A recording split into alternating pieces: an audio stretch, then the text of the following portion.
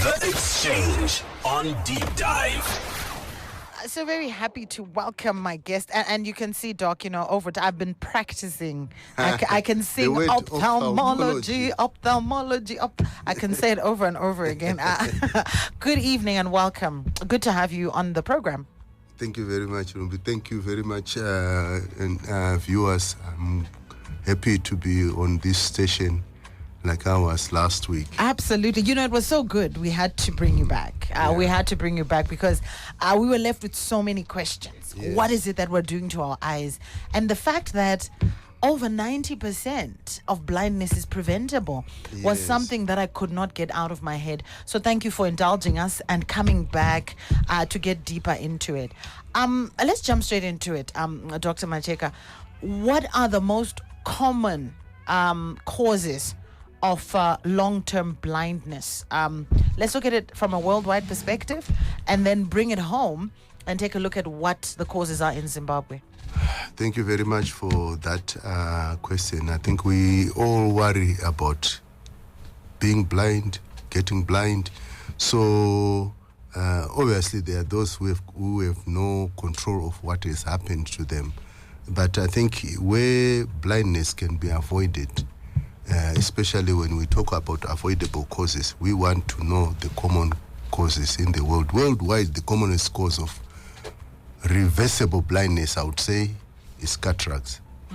Then there are other causes that may not be reversible, depending at what stage that you have caught them. Things like glaucoma. It can cause irreversible blindness. But depending on at what stage you catch it, it can be stalled, and then it will take much longer for you to lose your vision. And then according to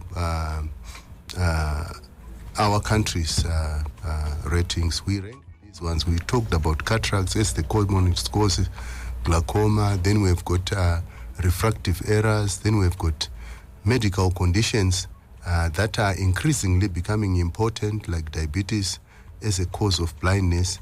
Then we've got eye injuries. Then we also must not forget diseases of childhood. That also includes cataract in children, as well as other genetic conditions that they are born with. The genetic conditions may be the ones, some of them, we may not be able to do anything about it. That will fall into the 10 to 15% of those that are not reversible as causes of blindness. And then we've got various allergies of different severities that will result in people continuously rubbing their eyes. I know you are going to ask me a few more questions about this. They can predispose people to conditions like what we call keratoconus, where then you get the dystrophy and the ectasia of the cornea itself, so that it does not function well to be able to refract the eye, so that the light, so that you are able to see it at the back of your eye, and then obviously transmitted to the brain, where you can then appreciate whatever it is that you are supposed to see. And mind you, the brain that sees is at the back of your head. Really? Right at the back here. That's the brain that sees. So the cabling has to come from the eye to the back of the, so that you are able to see. So in a nutshell, those are just a wide range of conditions that can lead to or cause blindness. Inherited and acquired conditions, some of which will include severe infections of various forms, and then maybe I'll be able to give examples as we go along of some of the infections that can result in blindness. Thanks so much, Doc, for outlining all those causes. You talked about cataract being the most common. When I hear about cataract, and I think it's also important that we're having this conversation with you to demystify, I've always associated it with old age. And you're saying a child can have cataract. Yes. Demystify that for us, and maybe you can tell us how cataracts cause permanent blindness if left untreated? All right. The commonest cause of blindness world over is cataracts. And the commonest cause of cataracts are age-related cataracts. Then we've got cataracts that are caused by, like for instance, young age groups. Those who are productive, they can be caused by trauma, right? Accidents at work, assaults, all those things can cause cataracts. Then we go down to the children. Some children are actually born with cataracts. These ones can be hereditary, maternal infections during pregnancy.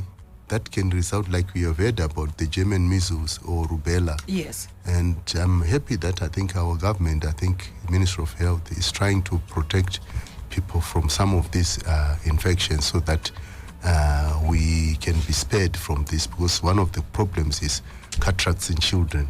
And there are a host of other childhood diseases that are now being prevented by immunization. Like, for instance, measles. Measles, apart from causing that it can result in complicated cataracts, it can also cause ulcers, which can perforate and cause permanent blindness. Some of the people that you find in the streets begging, especially the older ones, were the ones that were neglected. They were exposed to measles, they developed measles complications, and then they lost both eyes. Some of them might be partially blind as a result of measles. And I'm glad that, I think it's part of our immunization schedule to immunize children against measles, right? So, and the other childhood disease, there are those that are genetic. Some, toti mamadzinza, vanosvarwa vane tendency yokuita vana vane tsanga.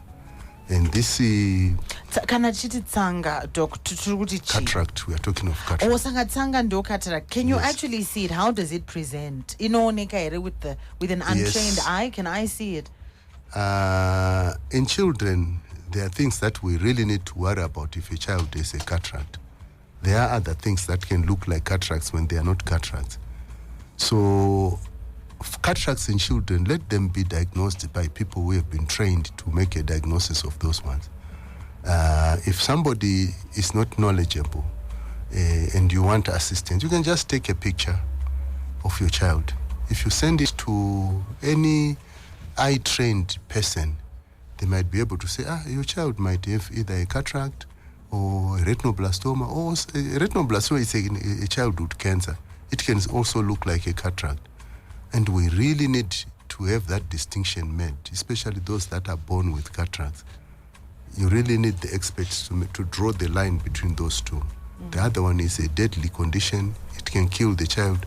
The other one, if the intervention is early, the child can have cataract surgery, and then they can see again, which is the goal, I think. Yes, that's a better outcome. Yeah. So we talk of cataracts across all age groups. Some can have developmental cataracts, but especially, you remember the other day when we were talking on World Sight Day, we were talking about the effects of trauma in various age groups. Children playing with dangerous toys and a whole host of other things that will result in trauma to the eye, and you can even end up with cataracts. And by the way, I think eye injuries are some of the causes of either unilateral, we mean one eye, or bilateral loss of vision. Yeah. So cataract, it means, if it's there, just before we move on to the next point, Doc, that the child or the person with the cataract will not be able to see. Does it cloud up? Does it jump out at you? I just really want our listeners to be able to identify these things. Yeah, they will see when you look at, if it's a child, you see what we call a white pupil, something within, that black part of the eye. At the center, it should be clear. But if you see white shining through, not the white that makes the sclera of the eye, that black part of the eye, if you see white coming out of that, then you must be suspicious. And usually these ones are now being caught when people take photographs of their children. Either you see the eyes might start drifting away from their normal alignment, they will squint, things like that. And you get this white pupil that you get. And then you should then get worried. Then seek assistance from the experts. Even our ordinary, most of our nurses, we have trained what are called, or are still training, what are called ophthalmic nurses. Maybe let me just talk about what we mean when we talk about the eye care team. Absolutely. The eye care team, we talk about the ophthalmologist as the leader of the eye care team. Then we've got optometrists.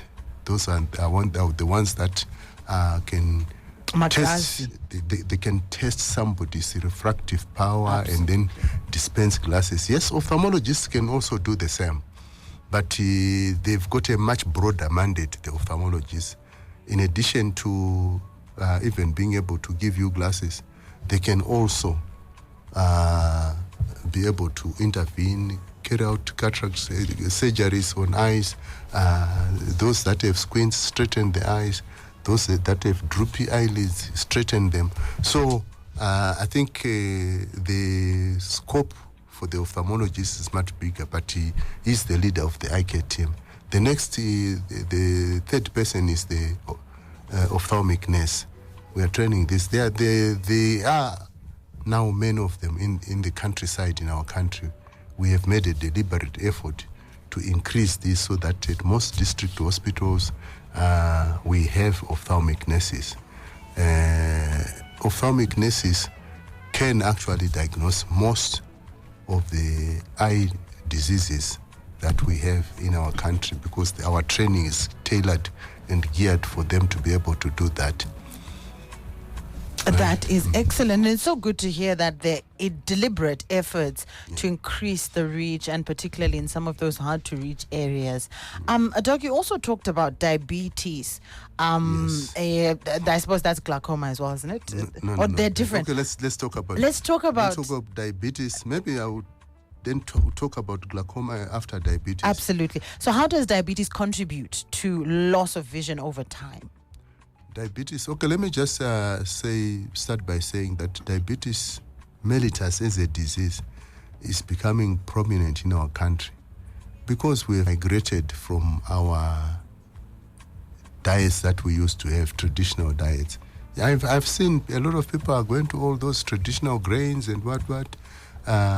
Even the first lady of the nation is trying to preach along these lines to say, let's go back to traditional food. To traditional foods and all. They, in terms of as a burden to the body, they are less troublesome when we compare to the fast foods that we have. And so diabetes mellitus as a condition is increasing in our country. And the complications that come out of diabetes mellitus, apart from those that you get in the general body, I don't want to go into those areas, but we know you can have problems with your brain, with your heart, with your legs. From diabetes? Yes, with your legs, with your kidneys. A lot of people who are undergoing dialysis, some of them have problems with diabetes mellitus. So the same little problems that will be happening in all those other organs will also be happening in the eyes. In the eyes, you can get cataracts, like we have said, with diabetes if it's uncontrolled. And left an eye uncontrolled, one can eventually be permanently blind from that. But if you have a cataract, it can be safely removed. And if that is the only problem, then you can see again.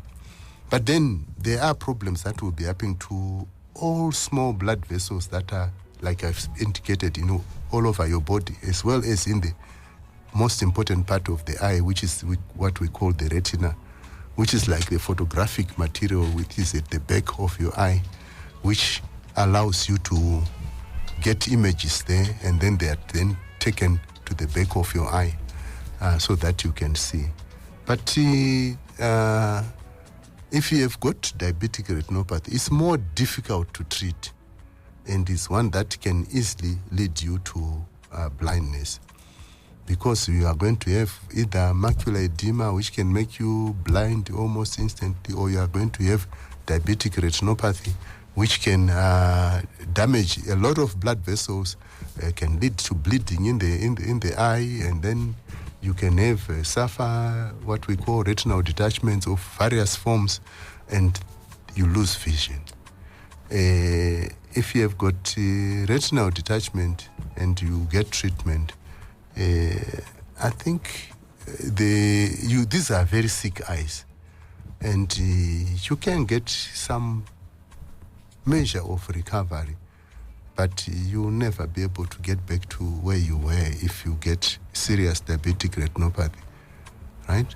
And it can actually lead to a rise in pressure in the eye, what we call rubiotic glaucoma, which is a very difficult condition to treat. All these conditions are related to diabetes mellitus. So the most important thing is to be able to control the diabetes, or to make sure that maybe you never get it. But then there are people who are prone to that. But there are things that you can do that can make things better, and you can have early diagnosis, and then people will manage your condition and manage the complications so that you don't become blind. Really, really interesting. To our listeners, if you're just joining us, we are in the studio speaking to Dr. Bonface Macheka, an ophthalmologist, and we're examining, unpacking, and really getting into good eye health, and more importantly, some of the causes of preventable or reversible blindness. We shortly in the second segment will be looking at daily habits that could be unknowingly damaging your eyes. So I'm in awe right now because I had no idea that diabetes could cause all those things. I had no idea that measles could also cause blindness. So it's important to get our children immunized. And then later down the chain, it's important to watch what we're eating so we don't get diabetes to begin with. And diabetes mellitus. Yes, that's the condition. The condition. All right. So saying diabetes is actually wrong, isn't it? That's no, it's still fine. The mellitus is just completing it. Diabetes, everyone knows what it means. I see. I want to be politically correct. Diabetes mellitus. That's Thank you. So we spoke about diabetes mellitus. Let's talk about glaucoma. Yes, glaucoma. It's sometimes we call it the silent thief of sight. Because the majority of it will be asymptomatic. You don't have any symptoms to say now I'm losing vision because of glaucoma. No, you don't feel anything. You don't want. You could just wake up blind. No, it's a slow process, gradual process. The reason why it's a silent thief of sight, usually it's asymmetrical. It affects the two eyes differently. You might find somebody might be completely blind in one eye while the other one still has vision, which is what lulls them into not discovering about the other one. I see. They will only discover it when maybe they try, or something has to be done from that side of the body, the right side, let's say, for instance. And then they said, but I don't see out of this eye, or the vision is blurry out of this other eye. And then they panic, then they go and get tested, because they can't come and say, unless if they've got a family history, because this is a condition that is genetic, that is familial to some extent. You find those who have got glaucoma in their families, you also have to screen those people to make sure if one individual in your family, if your siblings is diagnosed with glaucoma, let's say the father must then go and look at his sisters and his own brothers, and then look at his children, especially those that are now over 30, approaching 40s. That's when it becomes significant glaucoma. For us as blacks, the commonest type of glaucoma, we have got what we call open angle glaucoma. For the Asians, they've got primary angle closure glaucoma, which is slightly different. Even the Caucasians, they have primary open angle glaucoma, but theirs is not as bad. It's very bad in us because we've got this pigment, this is the only thing that this pigment. It's the only bad thing about Yes, melanin. otherwise we need it, and in all other respects, I think it's the best thing that we have. I agree. The best thing that we got from our Creator. Yeah. But oh wow, so there you have it. So the melanin in our skin makes us predisposed to glaucoma. Yeah, the blacks have more tendency to that because it interferes sometimes with the channels which drain fluid from the eye back into the circulation. The eye has to be kept inflated at a certain pressure, which the normal range which runs from about 10 to about 21, 22 millimeters of mercury. But once it goes beyond that, then it becomes damaging to the eye. And then people start having glaucoma. So a larger part of it is hereditary. And we can also have glaucoma in children, which is also, they can be born with it. It's inherited. So we have got congenital glaucoma, we call it. It can be due to various other things, but it's failure to form of some of the channels that should be able to drain fluid from the eye. And if that happens in early childhood, they are born with it, the eye will become very big. Is that treatable? Yes, if they come to hospital early, like today in the clinic, I had several such kids who came. Some of them, they were out there in Kadoma, then they just come, when the child is about 3-4 years, when we should have caught it much earlier. So one eye will be very big, and then the other one will be relatively normal. So we will have to go and operate on them as quickly as possible so that we can stabilize the eye that is big so that it remains the same. And then you control the pressure inside it. Because in children, if there's a lot of pressure in that eye, it's like a ball, it continues to inflate. I see. Whereas in adults, because the eye will have reached its full size. It will rupture something. No, the eye will not. It means you put pressure on the weakest part of the eye, which is the back of that eye, which the connection. Which is the one that carries the cable that sends messages to the brain. We call it the optic nerve. So that part is the one that will be damaged.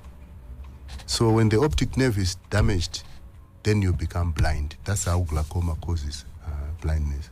Wow. So you damage it slowly. It's like, the cables, wire cables. They're made of many little of those little wires inside, isn't it? Yes. Yeah. If you break one, in the end you end up with two, and then you are blind. Yeah, that's what happens. Yeah. Thank you I'm so just much. making it graphical. No, I think it's important. The optic nerve is like a cable. It loses some of its wires, slowly. So when it loses those wires, eventually, as a result of the damage of the glaucoma, then eventually you end up blind. And that blindness is not reversible. So the blindness caused by that damages of the optic nerve is not reversible. It's not reversible. So that's why we need to catch this disease early, so that we can prevent further damage to those little cables that send messages to the brain. If we stabilize the pressure inside the eyeball, then the damage is slowed down. Yes, one can actually be able to get into old age with some functional vision, being able to function. Whereas left alone, maybe in the 40s or 50s, they will be blind.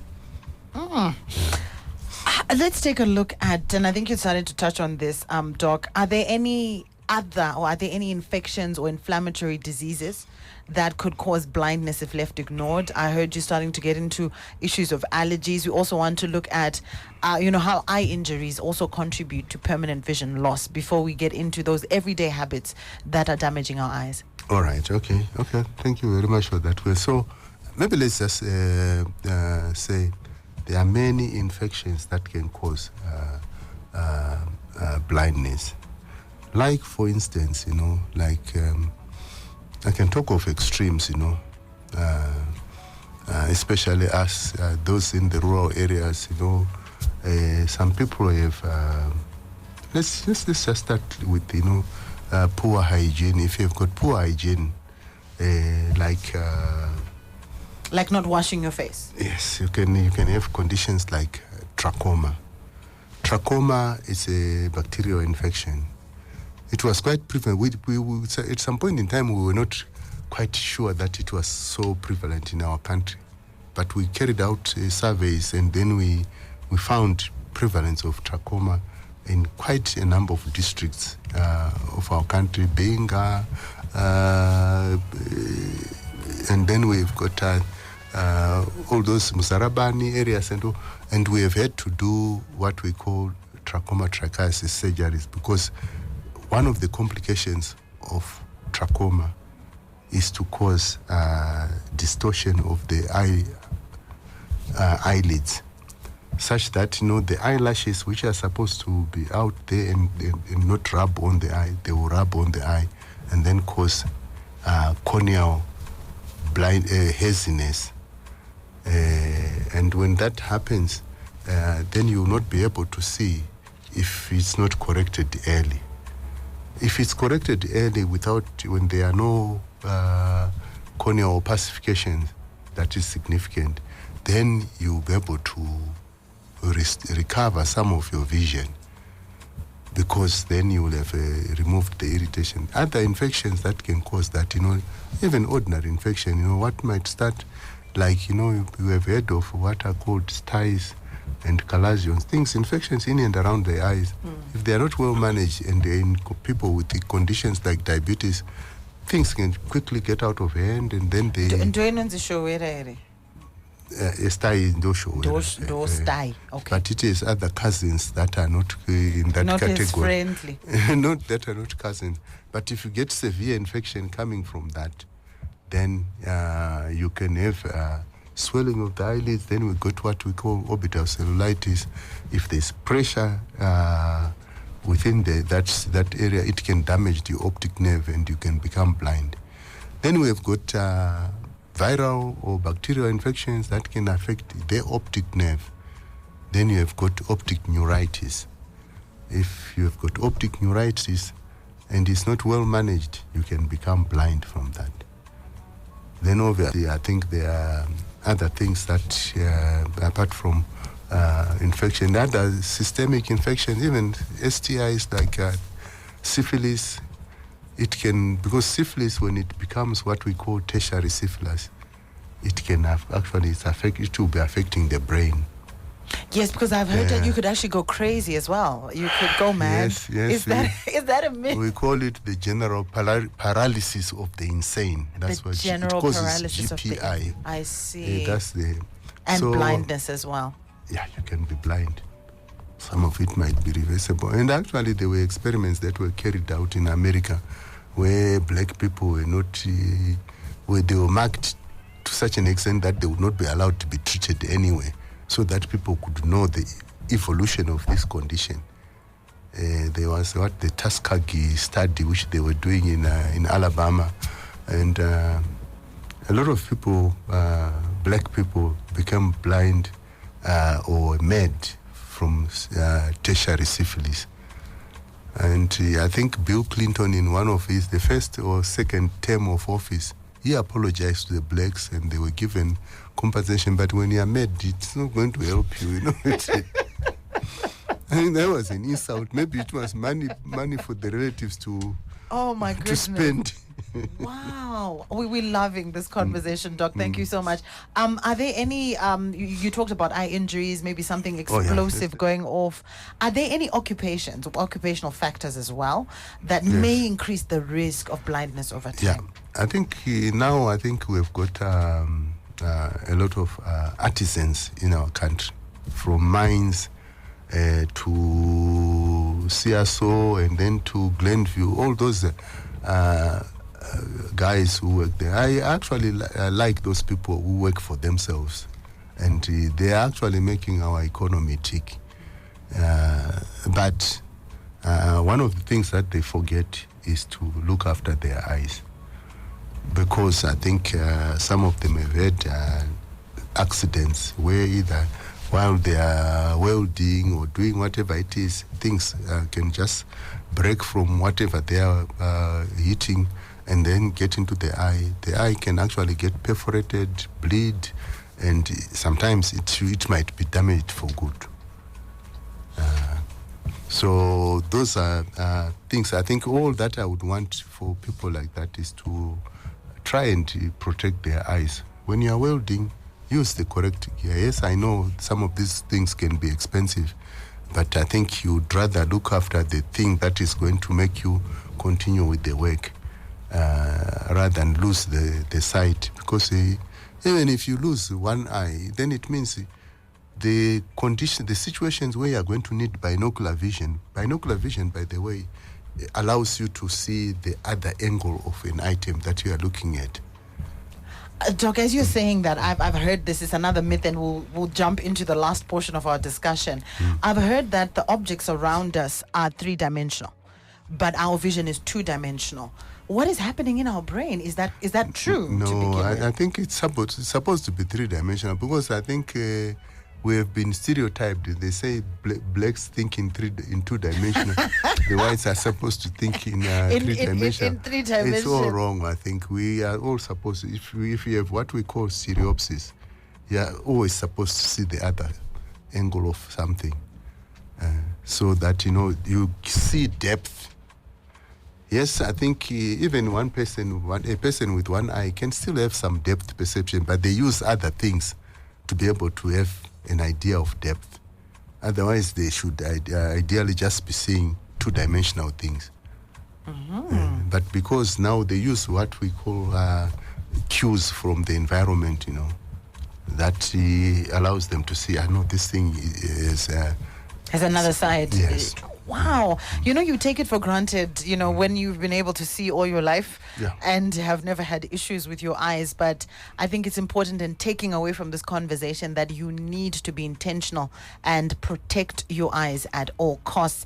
Let's get into some of the everyday habits that are damaging our eyes. What are some common habits that people are doing every day that are silently causing permanent eye damage? We want to talk about, maybe we put them in categories, like in children and adults. In children, I think the children, should be dissuaded from rubbing their eyes.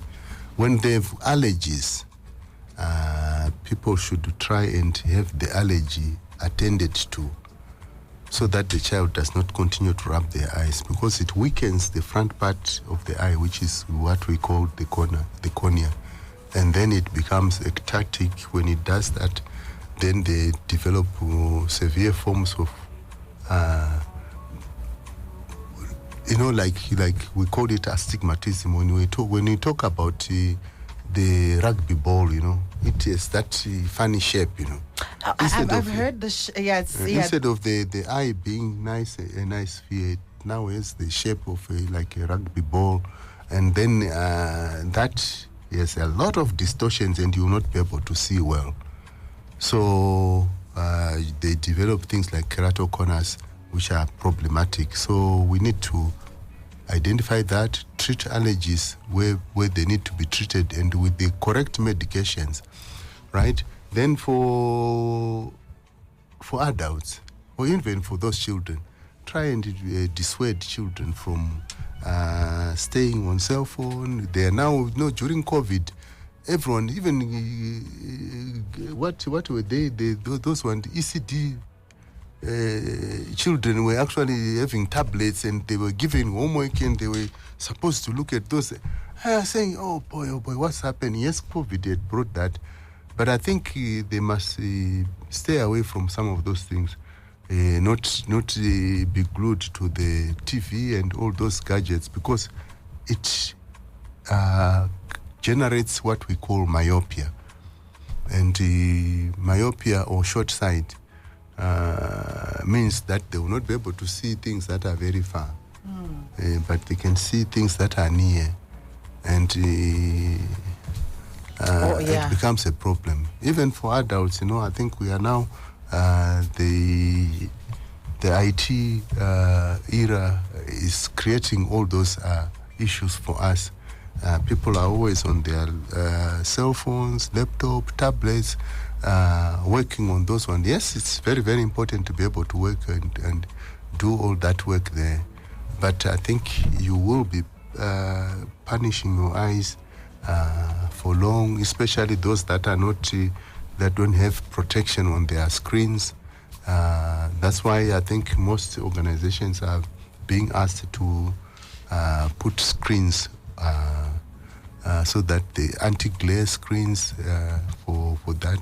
And then I think along the same line, that's why, like if you are going to be able to go outside, you need also to protect your eyes from sun rays, because the sun is one of the commonest cause of some of the eye problems that we have.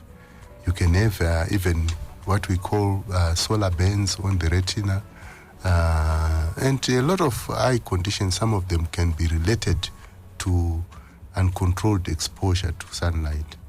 Wow. There's a number of questions that have come in. I'm just looking at our time, and we may have to start wrapping it up. There's a listener here saying, I'll just bunch them together, then you can just answer, Doc. This one says, high blood pressure inokonzeresa blindness here futi. So that's the first question. Then Mafara is saying, maybe andina kunzwa zvakanaka, matisho were also causes blindness. What causes? No, it does not. It does not. There's another myth there. This one says, what about snake venom? Can one become blind if a snake sprays venom into their eyes? And is blindness, I think you'd already answered, the hereditary condition. Then this another, okay, so this one is coming from Garikai, who says, please can you ask the ophthalmologist if masturbation also causes blindness? Is it a myth? Very quickly, Doc. I think the last one I will not want to respond. That's fine. Does high blood pressure cause blindness? Yes, it can. And usually I think this happens in ladies who are pregnant. They've got pregnancy-induced hypertension. I've seen a lot of them who will then have severe high blood pressure that will actually cause exudation of fluid in and around the macula, which is the center of vision, and then they can be blind from that. Yes, they can gradually recover their vision over time. And then I think we'll have to leave it there, Doc. We've run out of time. Oh, yeah, it was too exciting. I think we got carried out. We did. Yeah. But there's so much that we've learned. And thank you for your time and for sharing your expertise with us. It is very important for us to look after our eyes. And I'm pretty sure after this conversation, we will desist and stop doing some of the things that might actually be damaging our eyes. Many thanks to you, Doc, for coming through. And we look forward to more conversations with you. Have a good evening. Thank you. Thank you. Fantastic. That takes us straight to the news at exactly 8. The Exchange on Deep Dive.